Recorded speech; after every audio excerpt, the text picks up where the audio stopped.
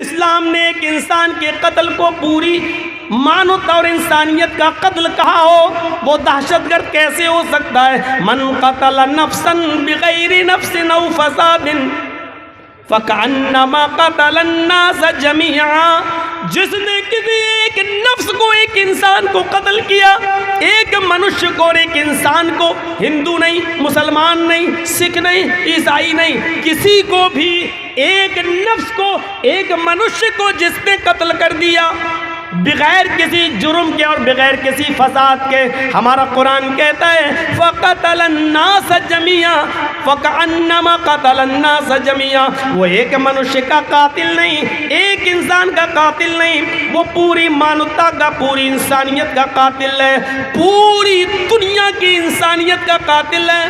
سنو RSS والوں، سنو BJP کے گنڈوں، سنو ایک منشیہ کے قتل کو پوری مانوتا اور پوری انسانیت کا قتل کہہ رہا ہمارا قرآن، کیوں رسوا کر رہے ہو؟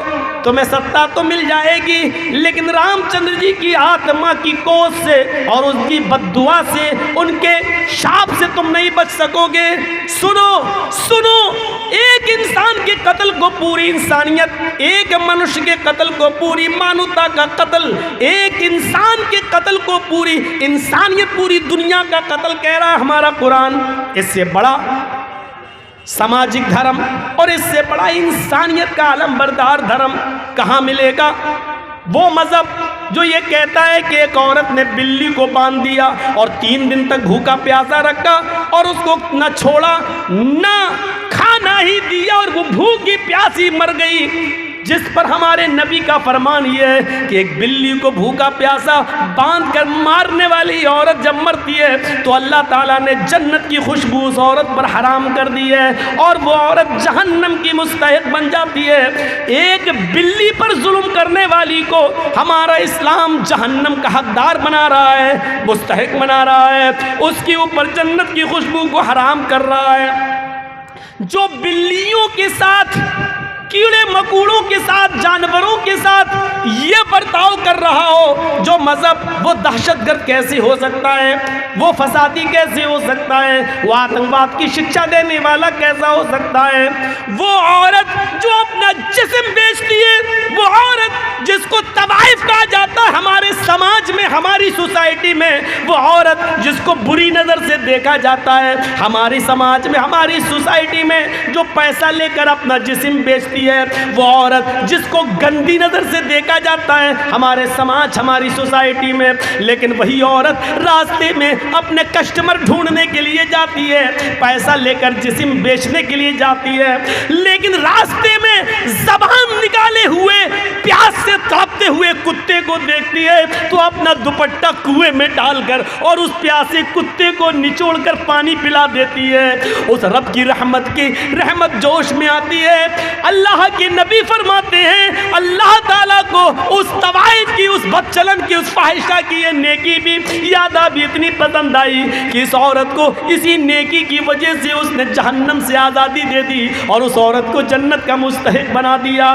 ایک بلی کو باندھ کر مارنے والی جہنم میں، اور طوائف ہو کر، بدچلن ہو کر ایک کتے کو پانی پلا دینے والی عورت پر جہنم حرام کر دی اور اس کو جنت کے اندر داخل کر دیا۔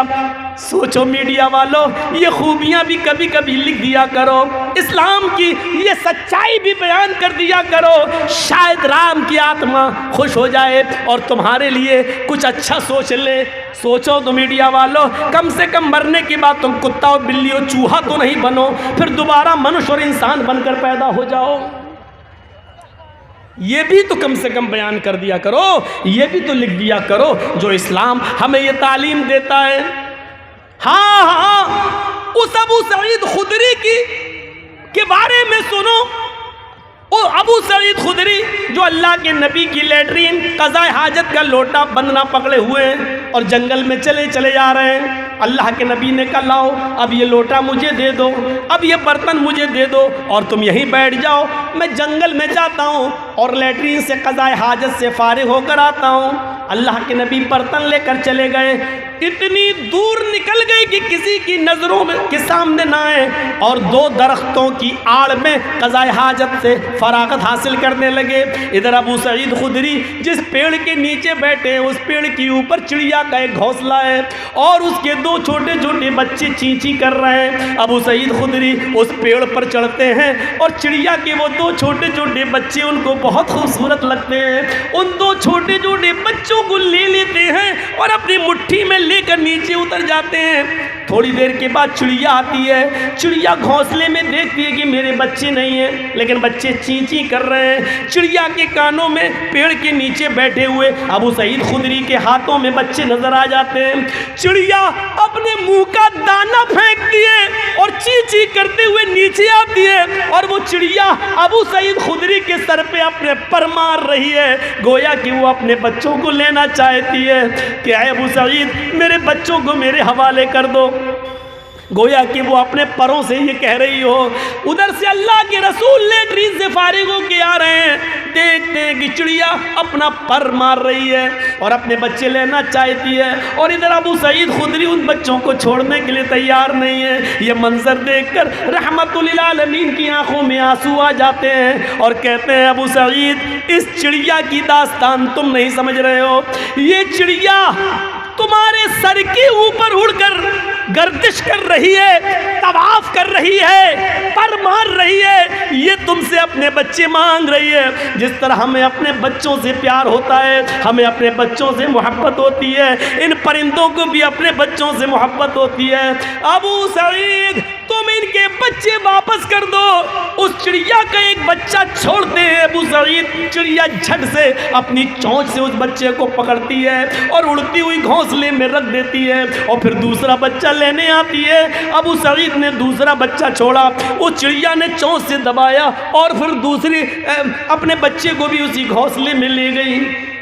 ابو سعید خدری کا بیان ہے، چند دنوں کے بعد میں نے سوچا کہ چلیں اسی جگہ پہ چلیں، کچھ دانہ لے کر، چڑیا جو کھاتی ہے وہ دانہ لے کر چلیں اور گھونسلے میں ڈال دیں۔ لیکن 2-3 دن کے بعد جب ابو سعید خدری اپنے پاس سے کچھ دانہ لے کر، چڑیا کی کھانے کی غذا لے کر جب گئے تو کیا دیکھتے ہیں، اب اس جگہ پر چڑیا نہیں ہے، اس کا گھونسلہ بھی نہیں ہے، اس کے بچے بھی نہیں ہیں۔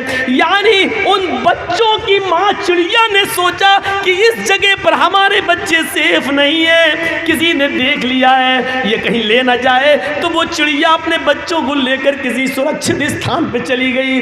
میرے نبی جناب محمد رسول اللہ صلی اللہ علیہ وسلم ان چھوٹے چھوٹے چڑیوں کے بچوں کی ماں پر ظلم نہیں کر سکے اور ان بچوں کو واپس کروا دیا۔ جس اسلام کی تعلیم یہ رہی ہو، وہ بے قصوروں کو مارنے کی اجازت کیسے دے گا، وہ دہشت گردی کی اجازت کیسے دے گا، وہ کسی کو قتل کرنے کی اجازت کیسے دے گا؟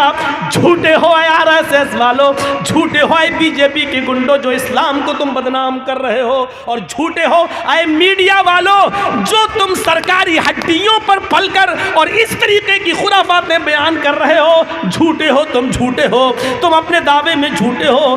تمہیں پرمیشور ہی نپٹے گا، تمہیں تمہارے رام ہی نپٹیں گے، تم اپنے دھرم کے مطابق تم سچی سچی سزا پاؤ گے۔ اگر تم سچے ہو تو منوشیہ بنو گے، اور جھوٹے ہو تو انتظار کرو کہ مرنے کے بعد کتا بلی چوہا بندر نہ بنا دیے جاؤ۔ یہ صورتحال ہماری، ہم اپنے معاشرے میں نظر ڈالیں۔ اللہ کے رسول صلی اللہ علیہ وسلم ایک انصاری کے باغ میں چلے جاتے ہیں، بھوکے، آپ کے ساتھ آپ کے صحابہ بھی ہیں۔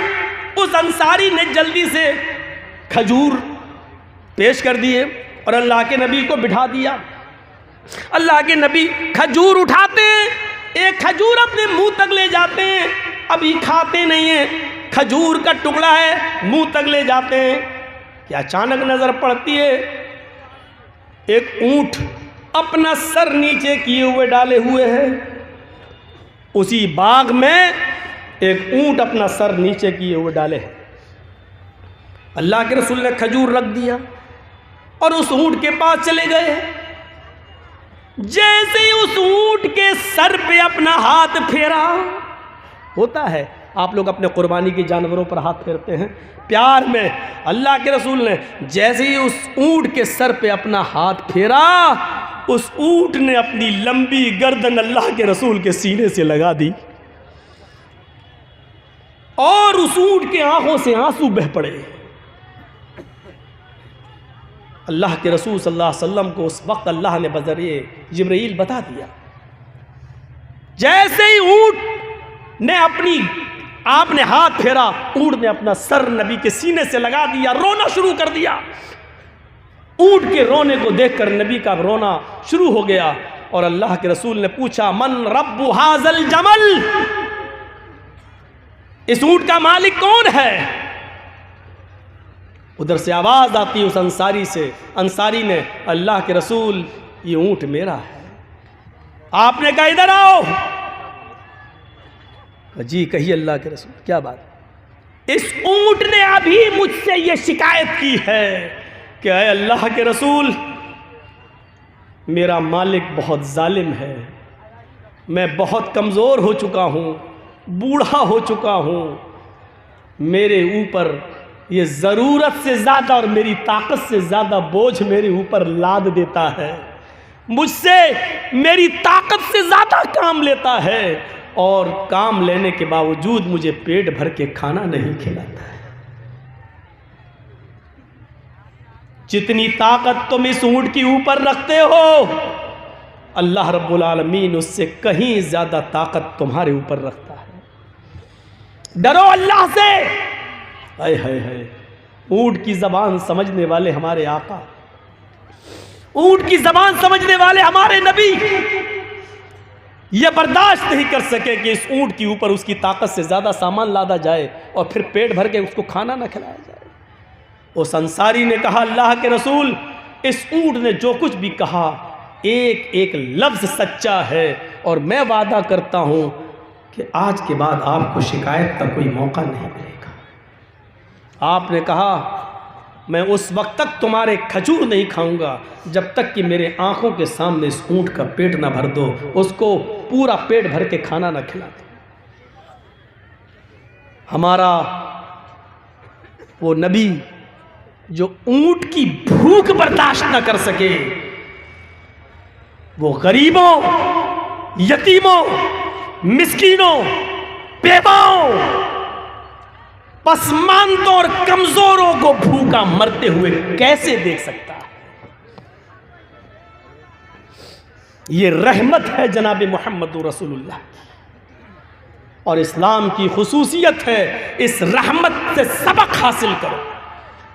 قرآن چیخ چیخ کر کہتا ہے یا ایھا الذین آمنوا ادخلوا فی السلم کافہ، اے ایمانوں والو تم اسلام کے اندر پورے کے پورے داخل ہو جاؤ۔ ہمارے رویے بتا رہے ہیں کہ ہم اسلام کے اندر پورے کے پورے داخل نہیں ہیں،